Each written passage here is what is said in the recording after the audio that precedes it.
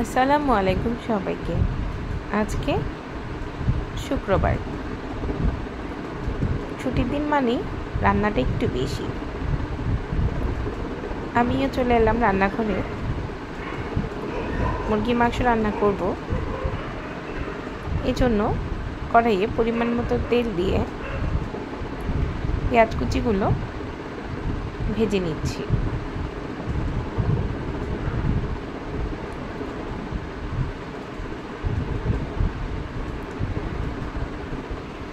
এখন মুরগির গোশতগুলো দিয়ে দিলাম, পরিমাণ মতো লবণ,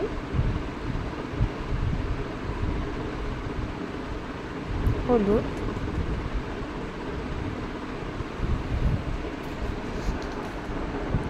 ধনিয়া গুঁড়া, জিরা গুঁড়া দিয়ে দিলাম।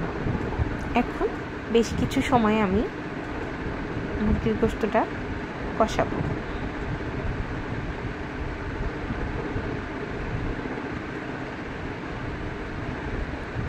ছোট এলাচ একটু ভেঙে ভেঙে দিচ্ছি, বড় এলাচ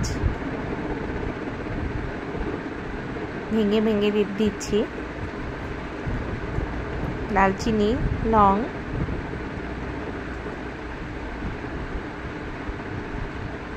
গরম মশলাগুলো একটু একটু করে মুরগির গোশতে দিয়ে দিলাম।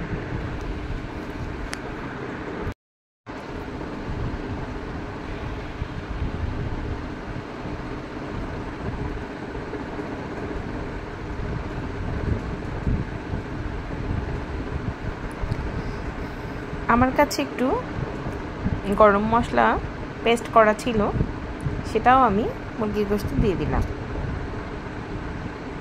আদা রসুন গুলো, শুকনা মরিচ পেস্ট করে মুরগির গোশতে দিয়ে দিলাম।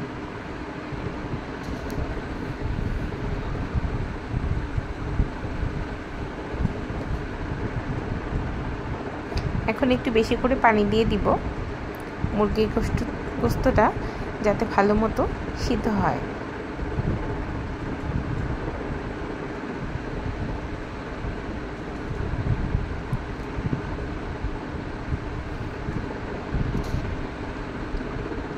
ঢাকনা দিয়ে দিলাম।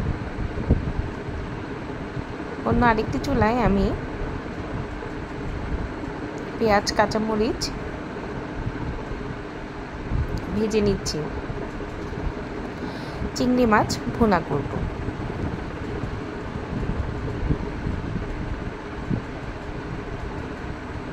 পেঁয়াজের পরিমাণ একটু কম হয়ে গেছে, এই জন্য আমি কেটে দিলাম। পেঁয়াজগুলো ভালো মতো ভেজে নিচ্ছি। এখন চিংড়ি মাছগুলো দিয়ে দিলাম, পরিমাণ মতো লবণ, হলুদ, ধনিয়া গুঁড়া, জিরা গুঁড়া দিয়ে দিচ্ছি। এখন বেশ কিছু সময় নাড়তে থাকবো। শুকনো মরিচ পেস্ট করে দিয়ে দিলাম। পানি দিয়ে সিদ্ধর জন্য দিয়ে দিলাম। এদিকে মুরগির গোশত কিছুক্ষণ পানি কিছুটা কমে এসেছে, বেশ কিছু সময় একটু কষিয়ে নিব। গোটা রসুন দিয়ে দিলাম, লবণ চেক করে নিলাম।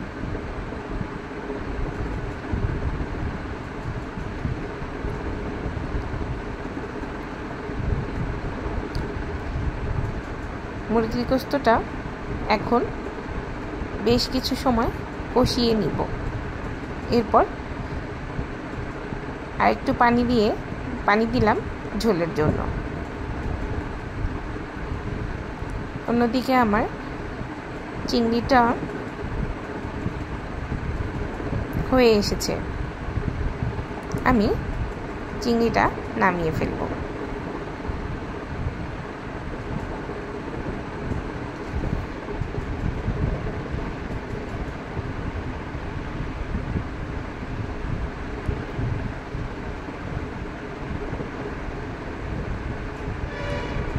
মুরগির মাংসের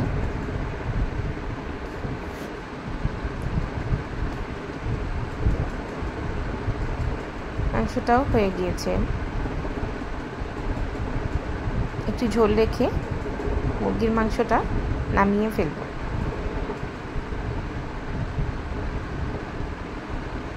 এই তো আমার গোশত রান্না শেষ।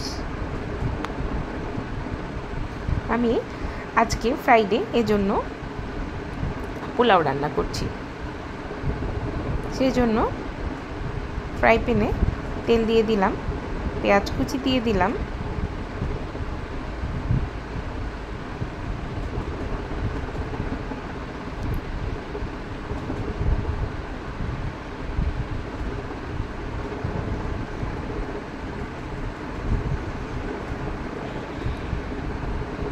গরম মশলাগুলো দিয়ে দিলাম, ছোট এলাচ, বড় এলাচ, দারচিনি, লং। এখন পোলার চালটুকু দিয়ে দিব। বেশ কিছু সময় নিয়ে পোলার চালটুকু ভাজতে থাকব। আমি এখানে 2 মগের মতো পোলার চাল নিয়েছি। 2 মগ পোলার চাল নিলে পানির পরিমাণটুকু 4 কাপ দিতে হবে। এখন পানিটুকু দিয়ে দিলাম।